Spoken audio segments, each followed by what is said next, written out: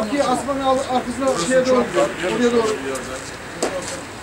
Evet arkadaşlar, bölge müdür yardımcımız Kastamonu'dan geldi. Bu problemle alakalı açıklamalar yapmak üzere. Şimdi arkadaşlar tabii biz içeride 4-5 kişi bir şeyler konuştuk, siz de bunu merak ediyorsunuz. Kapalı kapı arkasında konuşulanlar her zaman farklı olabilir diye bir şeyler düşünürsünüz. Aklınızdan şeyler geçer. O nedenle muhtarımız, kooperatif başkanımız, 4-5 arkadaşımız vardı. İlçe başkanımız da bizimleydi. Ağzımızdan çıkan her şeyin canlı şahididir. 2 kişinin duyduğu olay sır değildir. Ki biz 5-6 kişiydik. O nedenle doğrusunu mutlaka duyarsınız. Ama ağzımızdan bir daha dikte edelim. Tekrar teyidini yapalım. Köyünüz bir kooperatif kurmuş. Hayırlı olsun.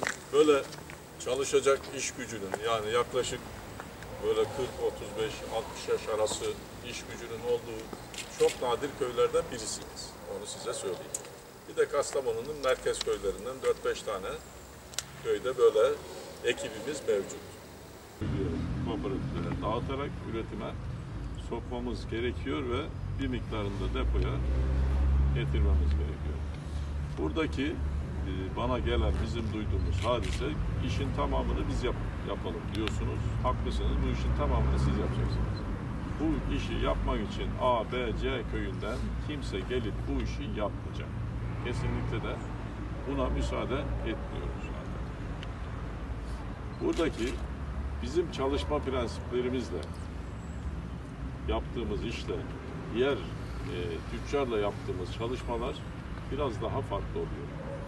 Dikili kooperatifiniz yeni olmasa da imkanı olsaydı bu elimizdeki malların bir kısmını size dikili satsaydık 5-20 bin metrekübe yakın üretimi rahatlıkla yapıyor. Bizler de o seviyeye çıkacağız inşallah ileriki günlerde ki böyle genç arkadaşların ormanın içinde olması çok daha hoşumuza giden bir olay. Gelen malı alan tüccarınız, kooperatif başkanı, muhtarınızla sizi temsil eden 3-4 kişiyle müdürümüz karşı karşıya getirecek. Fiyat konusunda bizim verdiğimiz fiyatın üzerinde bir rakamla sizi bu iş konusunda anlaştıracağız. Bu işi siz yapacaksınız. Şimdi muhtarım diyor ki köylü illaki köylü kesecek. Biz buraya dışarıdan kimseyi sokmayız. Tabii ki köylü kesecek. Ama bizim verdiğimiz fiyatın altında bir fiyat verdirtmeyiz. Kesinlikle en az %10 üzerinde verirler, onu söyleyeyim. Mesela 77 lira, 75 liraysa 85 liradan aşağı öbür tarafta fiyat almazsınız. Yaptığınız iş de bizim işin en az yarısı kadar hafif olacak. Ağaç soymasını biliyorsunuz. Akşama kadar bu ağacı soymadan adama teslim ediyorsunuz. Adam işi bir an önce götürmek için kabuklu alıp götürecek. Şimdi işi siz yapacaksınız. Benim verdiğim paradan fazla paraya yapacaksınız. Ama birazcık makbul olarak desteklenmeniz gerekiyor. Biz bir rakam çıkarıyoruz, bir fiyat belirliyoruz. İşte metreküpü şu diyoruz. İşte nitekim bölmenin birisinde bu tür bir tespitte anlaşamamışsınız. Sonra bir ortak nokta bulunmuş. Bir kesme fiyatı veriyoruz, bir sürütme fiyatı veriyoruz, yükleme veriyoruz, nakliyat veriyoruz. Bunların bir kriterleri var. Arkadaşlarımız zaman zaman devamlı bu işte çalışan insanlara bunu izah ediyordur. Ama ilk defa giren insanlar, ilk defa yeni çalışacak insanlar bilmeyebilir. Ağacın kesme fiyatı ağacın incelik kalınlığına göre değişiyor. Sürütme fiyatı da sürütülecek olan mesafeye göre. Bir de ağacı kestiğimiz yerdeki eğime göre bu fiyatlar değişiyor. Nakliyat da depoya olan mesafenize göre nakliyat fiyatı. Toprağın yolun ya da stabilize yolun, orman yolu olmadığına göre bu kriterlerle bir fiyat tespitimiz var. Bu fiyatta bizim yolun şartlarını değiştirme şansımız yok. Yolu ölçüyoruz, aynı mesafeyi koyuyoruz. Asıl bir hata. Siz köyle yüklüyorsunuz. Hayır, neye köyle? Orada bir dayatma var. Tezgah bize Mart ayında yapılsaydı şimdi bitmişti. 10 bin metre bitmişti şimdi. İstedim masalarda bekliyor. Daha İslam'ın alamadım. Burada bir dayatma var. Var mı? Herhangi bir şey mi? Var mı parası alana kadar? Bugün olur. Bugün. 2 aydan beri, 2 aydan beri. Vardı, her şeyi. parası ödendi diye biliyorum. Burada köylüye bir de mesela bak bu adam hep ormanda çalışıyor. Bak şu arkadaş muhtar. Herkes ormanda çalışıyor. Bu adam herkes Şu ormanda gördüğünüz herkes orman işçisi. Tamam. Aynı hepsi de bizim Bu aynı köylümüz. yerde duruyoruz arkadaş biz. Tamam zamanında böyle aynı yerdeyiz. Yani. Eyvallah da bizde işi yapıp da parasını olmayan adam olmaz, almayan. Ya burada Kooperatifse kooperatif ödeme işi. Masanın Neye üstünde gelip istemediniz evramız ki yani? bekletiliyor. Ya müdürüm şimdi burada tamam bazı şeyleri mesela size aktarılmıyor bazı. Biz de bazı şeyleri konuşamıyoruz yani. Hani şimdi bir muhtar olarak konuşalım bir muhtar diye olarak ben buradayız zaten. şikayetçi olamıyorum size ya. Niye? Hani bazı şeyleri müsaade etmiyor ya. Durun şimdi buraya affedersiniz. Bunu bir Buraya şikayet bir olarak müteahhit algılamayın. girmesi yanlış yani bizim için. Bize Müteahhit rantı 30 metre ağaç veriliyor arkadaş. 30 metre ağaç masrafını korumuyor. Ben önceden biz 1500 metre iş yapardık. Paramızı toplanırdık. Burada 30 metre 35 metre ağaç alıyorsun sen. 38 metre Ağaç alıyorsun. Bunu zaten masrafını korumaya aldın şimdi. Bu adam bir de traktör aldı. Hayır, Hep adam başı 10 tip ağaç. Şimdi müdürüm biz Elimizdeki iş şöyle az bir iş değil arkadaşlar. 6000 metreküp iş var. Tamam ver müdürüm diyor özür işi. dilerim. Biz yapacağız. Şöyle Şöyle bir bir yok. Şu arkadaşla beraber şu asmanın altında tam 2 ay oturduk. Şef gelecek bize iş verecek. Tamam orada oturacağına müdürün yanına gelseydin ya. Müdürüm de biliyor bu Bir işi. günde çıkıp gelip bize gelseydiniz. Müdürüm de biliyor bu işi. Daha Dedim ilerisini ya, söylemeye gerek yok. aksilikler ya da istenenden tempoda çalışmama olmuş olabilir. 86, Olabilir. 83 özür dilerim. Ama- 83 liraya pazarlık ettik. 76 liradan bize 76 köknar lira bize fiyatından gürgen bürgen kestik. kesildi. Ve bu üyelerin hepsi de köy ötesinde şahit çıktı bu olay. Bizde pazarlık yok işte arkadaşlar. Pazarlık diye bir şey bizde yok. Pazarlık yok değil. Böyle bir şey olma ihtimali yok. Vatandaşın hakkını da burada 83 lira verilen fiyat yok Aynı bizde. fiyata kestim müdürüm. Ben İşte yıllardır o- çalışıyorum. Ya o neyse o ayrı bir şey. 83 diye fiyat ya da pazarlık meselesi bizde olmaz. Fiyat Şimdi fiyat kriterleri hesaplanır. köyünüze ilan edilmesi gerekiyor arkadaşlar. Köylarınıza ya da kooperatifinize. İlan falan olmadı müdürüm. Bunun altını Bize ilan falan olmadı kesinlikle. size mühürletiyoruz diyoruz ki Yok kardeşim. bize bir ilan fiyat falan budur. olmadı. O zaman bundan sonra olacak. Adamlara saygım var. Basyoku köyünü ben çocukluğumdan beri bilirim. Bu abiyle Basyoku köyünden bizim dede dostlarımız. Suludüz Bu denen, köylü müsünüz? ben Yaykıl köyünden biz Ziraat Odası başkanıyım. 25 senelik eski muhtarlardan. Suludüz'de Boyabatlılarla dövüş kavga ettiler. Bu ormanları Benim babamı büyüttüler. bağladılar müdürüm. Bak, Yani arkada bu bilenler var ormanları içinde. kesmek, bu parayı kazanmak zaten köylerimizde kimse kalmadı. Bu adam burada 10 sitar odun kesecek, burada ikamet edecek, bizim gerzemizden ayrılmasınlar. Yani köküne kadar biz de bu işin onu sonundayız. kestirmeye Arkadaşlar, çalışıyoruz zaten. yani müdürümüz tamam, saygımız sonsuz. Direne biz bu işi kazanırız. Bazı bir şeyleri kazanırız. Yaparız, bunca her şeyi kazanırız. yapıyoruz. Tamam da Ben ne- sizin yanınızdayım, hiç sıkıntı yok. Başkan, Yanına dur bakayım sen neye direneceksin onu söyle de onu çözelim ha. Neye Müdürüm direneceksin? şimdi burada bu vatandaş yetiştirmese bu var mı olmazdı. Tamam, Yangını vatan- gidecek, doğru, bas sokulü söndürecek. Doğru. Burada bir Kaçak müteahhit bas sokulü meselesi var. önleyecek. Ya bu müteahhit meselesi ortadan kalktığı zaman bu Nerede adamla çalışıp da müteahhit? Tabii. Hani alsana olmuyor mu yani? Ben de bu kadar insan çalışıyor 30 kişi. 1000 metre 800 metre ağacı bir alandaki ağacın içine bunu koyup da o ağaç çıkıyor onun üstüne gidiyor. Bu ağaç çıkıyor bunun üstüne. Nasıl olacak bu iş müdürüm? dedi ki 6000 metreyi tevzi Ama vermiyor 800 metre vermedi. Açmadı gidecek. 3800 metreküpü. Biz tevzi alalım dedik. 2200'ü de tüccara anlaştıralım. Müdürüm kestiğimiz yere seni götürsek baksak orada kaza yapmadan nasıl bu işi çıktı diye Şimdi arkadaşlar bakın onu Ona da konuştuk. bakarız, sorun yok. Yaklaşık 15-20 gün Olayı müdürümüz 15 1,5 ay önce hep beraber bir toplantı hatırlarsınız. Değil mi? Ondan sonra dediğiniz gibi bir bölme verilmesi durumu vardı ama biz arkadaşlarımızla görüştük. Bunu değiştirmeye niyetinde olduk. Hatta bu dikili hazırlanan daha yüksekti. Dedik ki iş gücü de varken bir miktarından vazgeçelim. Hatta kolay olanı köylü bize vaydi fiyat usulüyle yapsın. Zor olan bu 2500'ü de ikili olarak değerlendirelim. Niye? Sene sonuna yetiştirmemiz gerektiği için. Bu kadar millet ne yapacak?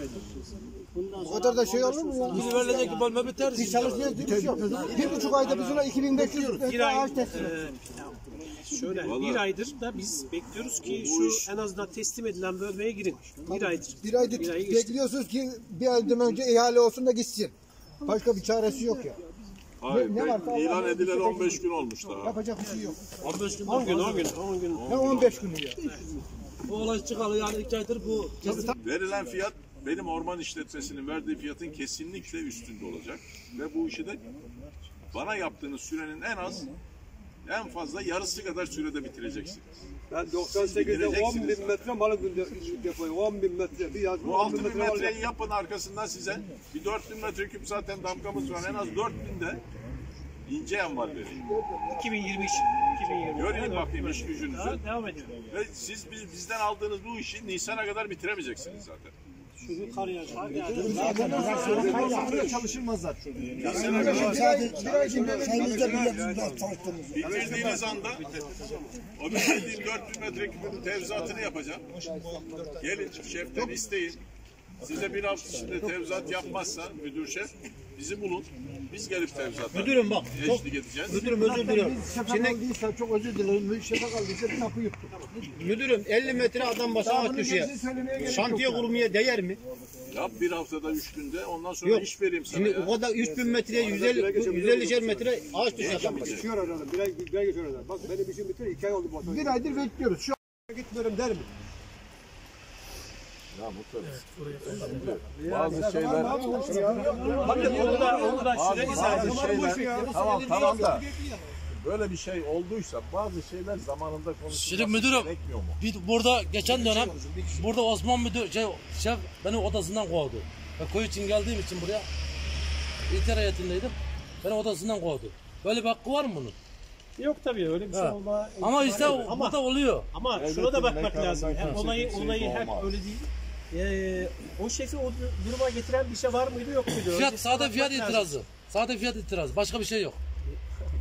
Fiyatsa Köylü dedi ben bu fiyata gezemem dedi. Ben de buraya ilettim. İlişkilerimizi gayet insani ilişkiler içerisinde yapacağız ve kavga dövüş diye bir olay Aynen. Ya olmaz. biz kavga dövüş peşinde değiliz. Olmaz öyle bir şey. Ne kimi kim olsun yani. Ekmek peşindeyse bu. onun garantisini veriyor Sayın Bölge Müdürümüz. Diyor ki burada sizden başka kimse çalışmayacak.